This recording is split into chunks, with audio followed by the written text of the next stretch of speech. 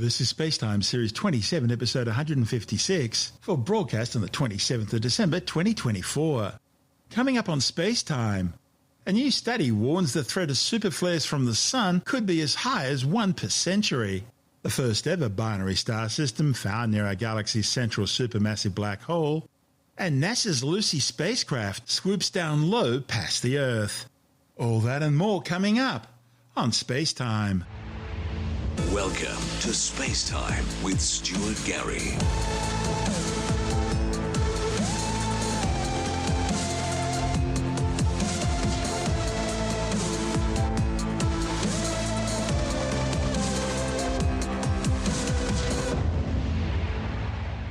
New observations suggest that our Sun may be far more violent than previously thought, and may be capable of erupting massive superflares able to engulf the Earth.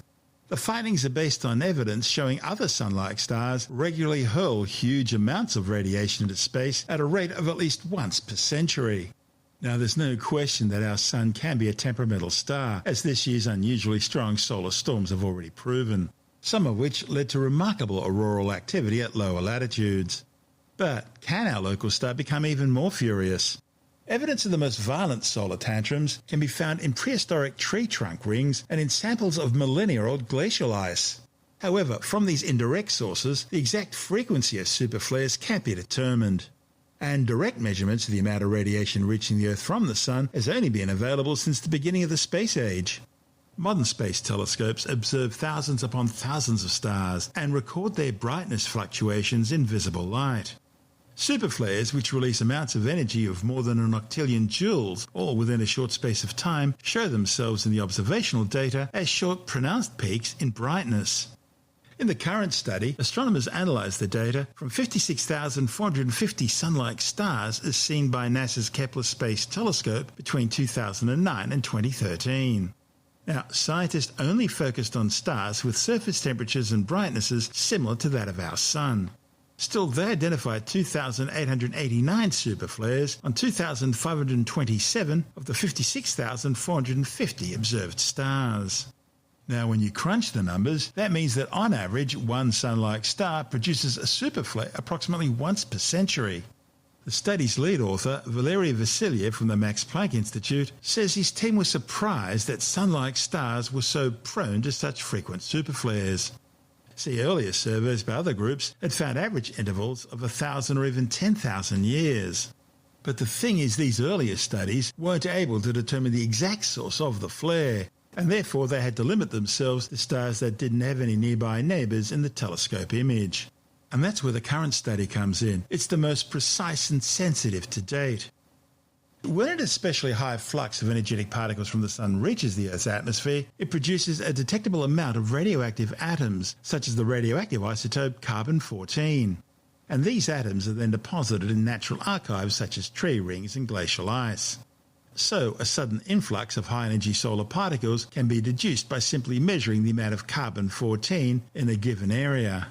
And this has allowed researchers to identify 5 extreme solar particle events and 3 candidates within the past 12,000 years of the Holocene, leading to an average occurrence rate of once every 1,500 years, with the most violent believed to have occurred around the year 775. However, it's quite possible that many more such violent particle events and also more superflares would have occurred on the Sun in the past. It's unclear whether gigantic solar flares are always accompanied by coronal mass ejections, nor is it clear what the relationship between superflares and extreme solar particle events is. And this new study doesn't reveal when or if the Sun will throw out another fit. However, the results do urge caution. The new data is a stark reminder that even the most extreme solar events imaginable are all part of the Sun's natural repertoire. For example, during the famous Carrington event of 1859, one of the most violent solar storms in the past 200 years, telegraph networks collapsed across large parts of Europe and North America. Now, according to our best estimates, the associated flares released only 1/100th the energy of a potential superflare. So, we may well have something to look forward to. This is Spacetime. Still to come, the first ever binary star found near the supermassive black hole at the centre of our galaxy, and NASA's Lucy spacecraft swoops just a few hundred kilometres above the Earth on its way to Jupiter. All that and more still to come on Spacetime.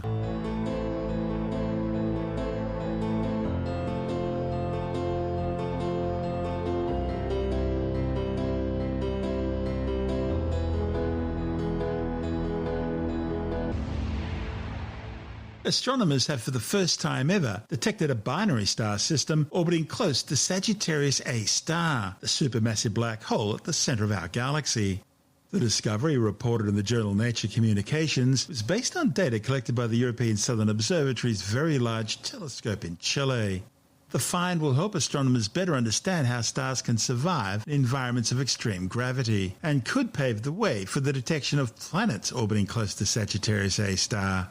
Located 27,000 light-years away, Sagittarius A star is the centre point around which our entire Milky Way galaxy revolves, and contains some 4.3 million times the mass of our Sun. The study's lead author, Florian Feisker from the University of Cologne, says binary stars, that is, pairs of stars orbiting each other, are very common throughout the universe. But they've never before been found so near a supermassive black hole, where intense gravity can make stellar systems unstable. This new discovery, therefore, shows that some binaries can briefly thrive even under destructive conditions. You could say that D9, as the newly discovered binary system's been called, was detected just in time, as it's estimated to only be 2.7 million years old, and the strong gravitational forces of the nearby black hole will probably cause it to merge into a single star within just a million years or so. Now, that might sound like a long time, but when looking at the age of the universe, it's just the blink of an eye. Importantly, it provides a brief window on cosmic timescales to observe such a binary system. Now, for many years, scientists also thought that the extreme environments near a supermassive black hole would have prevented new stars from forming there. But several young stars found in close proximity to Sagittarius A star have now disproved this assumption. And the discovery of a young binary star system shows that even stellar pairs have the potential to form in these harsh conditions. The D9 system shows clear signs of the presence of gas and dust around the stars. That suggests that it could be a very young stellar system. The newly discovered binary was found in a dense cluster of stars and other objects orbiting Sagittarius A star, known as the S cluster. Most enigmatic in the cluster are the G objects, which behave like stars but look more like clouds of gas and dust. It was during their observations of these mysterious objects that the team found a surprising pattern in D9. The data obtained with the VLT's ERAS instrument, combined with archival data from the Symphony instrument, revealed recurring variations in the velocity of the star, indicating that D9 was actually two stars orbiting each other. The results are shedding new light on what the mysterious G objects could be. The authors propose that they might actually be a combination of binary stars that have not yet merged and the leftover material from already merged stars. But the precise nature of many of the objects orbiting Sagittarius A star, as well as exactly how they could have formed so close to a supermassive black hole, remains a mystery. This is Spacetime. Still to come, NASA's Lucy spacecraft swoops close to the Earth, and later in the science report, more evidence that drinking a small to moderate amount of wine could help ward off heart disease. All that and more still to come on Spacetime.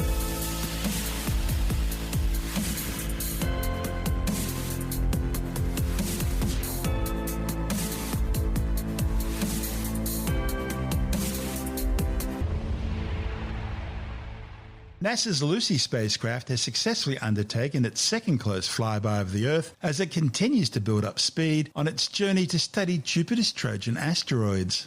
The spacecraft swooped down just 360 kilometres above Australia's east coast as it gained a gravity assist to change its course and fling it out towards its next target through the main asteroid belt and out towards the never-before-explored Jovian Trojan asteroids.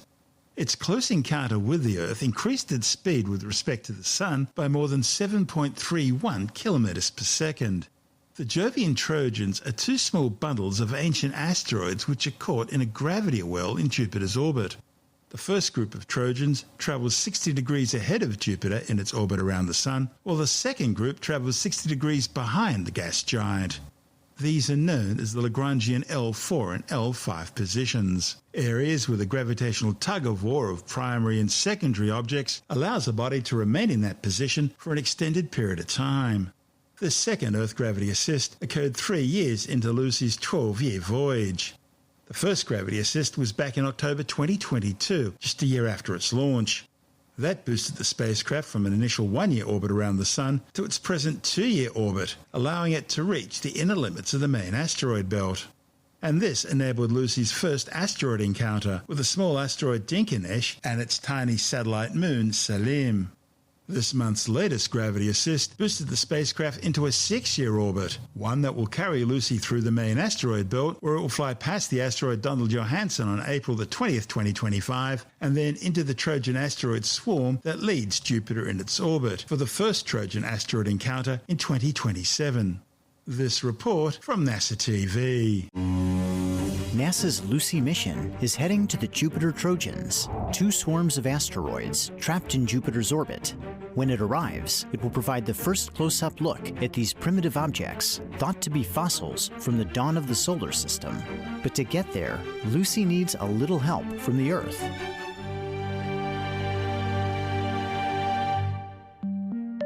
After launching on October 16, 2021, Lucy returned home exactly 1 year later for the first of 3 Earth gravity assists, stealing an undetectably small amount of Earth's orbital energy to boost the spacecraft.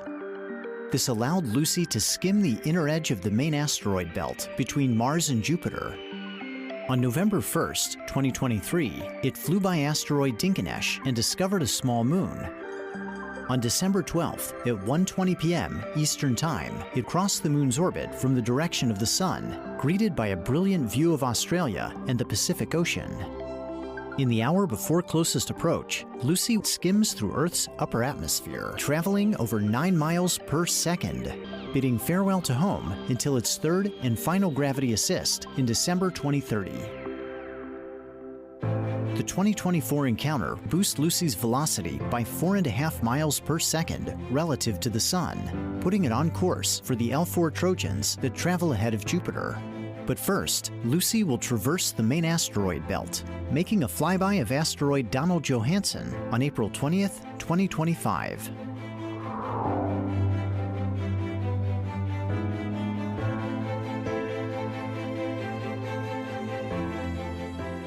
This is Spacetime.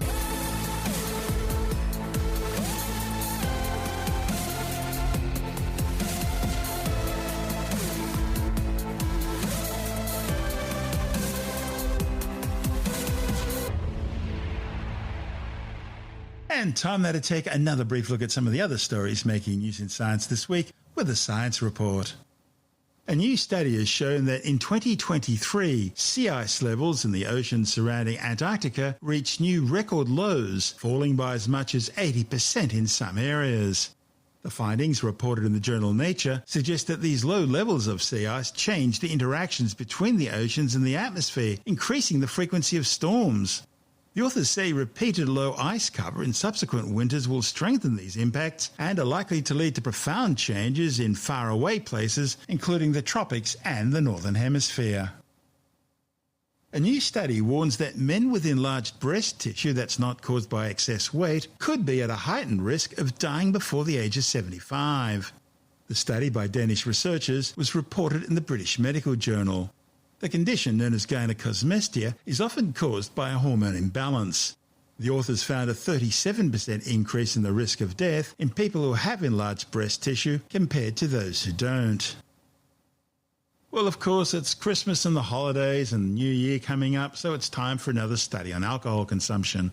Now, earlier this year we reported a study which specifically stated that no amount of alcohol is healthy for you. And the more alcohol you drink, the more it's likely to shorten your lifespan. But now comes a new report from the European Heart Journal. It claims to have found evidence that drinking a small or moderate amount of wine could actually help ward off heart disease in people with otherwise healthy diets. As part of a Spanish study looking at the Mediterranean diet in people at a high risk of developing heart disease, researchers asked 1,232 participants how much wine they drank, and they then tested the participants' urine for a more objective measurement. Following up over 4 to 5 years, researchers said that those who drank half to 1 glass of wine a day were 50% less likely to have a heart problem compared to those who rarely or never drank wine. However, this reduced risk disappeared for those who drank more than a glass of wine a day. The The authors say that while this study was quite specific, looking at Mediterranean people eating Mediterranean diets, it does add to evidence of the potential health benefits of a glass of wine when drunk in moderation. There are now headlines being broadcast that believing in the Loch Ness Monster will make you far less stressed than believing in God. But as Tim Mendham from Australian Skeptics explains, it's just another classic case of the media misunderstanding the science and getting everything the wrong way round. This is a classic case of a headline misunderstanding totally the science. There was a study that was done by Manchester Metropolitan University looking at comparing stress with beliefs. And what they found out using a particular test, which is, wait for it, called the RASH Purified Revised Paranormal Belief Scale. And this is a revised version or a purified version of a previous one, which they thought wasn't very good. But what they found out was that people with stress tended to believe in God and religion, as opposed to people with less stress believe in New Age theories and the paranormal, ghosts and that sort of stuff. The suggestion is that because God and religion and that sort of stuff is something we don't have control over, that it often has a major impact on our lives, that people get worried about it. They lack personal control, which is understandable in a way. If something's going to drop on your head, you've got no control over it, but you're worried about it, but your stress levels are going to go up. It's the randomness of life, if you like, that sort of upsets people very much. The Loch Ness Monster or Bigfoot do the same thing? Well, no, this is the weird thing. There's this news report that came out saying that believing in the Loch Ness Monster will make you far less stressed than believing in God. Well, that's not the way it works. They totally misunderstand correlation and causation, because basically they're saying, almost suggesting that go ahead and believe in the Loch Ness Monster and it'll make you feel good. No. The suggestion is that if you have less stress, you might be more inclined to believe in the Loch Ness Monster. You've got more time on your hands to think of other things, haven't you? Well, yes, perhaps so. People get things back to front, the causation and the correlation, but they mix them up. I saw a story once that kids who smoke this is a true social studies story. Kids who smoke will muck up in school. No, actually, it's not the smoking that causes it, it's the other way. Kids who muck up in school tend to have smoking. People get around the wrong way, and they actually end up making policy on the basis of seeing things back to front. So you could say, I'll encourage more people to see the Loch Ness Monster, then they'll feel good. But no, they see the Loch Ness Monster because they feel good. The real issue is that people who are stressed tend to have more belief in God and religion because they worry about randomness. And that tends towards this random impact philosophy, whereas Loch Ness and things doesn't particularly hurt anybody, so people with less stress are very happy to accept that. They apparently spoke with about 3,000 people, I think it was. So it's a decent size study. Decent sample size, yeah. Yeah. That's Tim Mendham from Australian Skeptics.